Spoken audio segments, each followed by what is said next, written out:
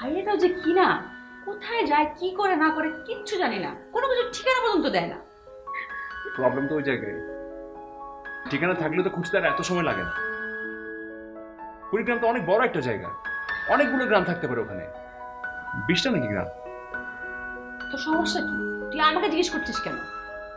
তোর এমন ভাব মনে হয় আমি সব গ্রামের নাম জানি, কুড়িগ্রামে কয়টা গ্রাম আছে, কি আছে না আছে।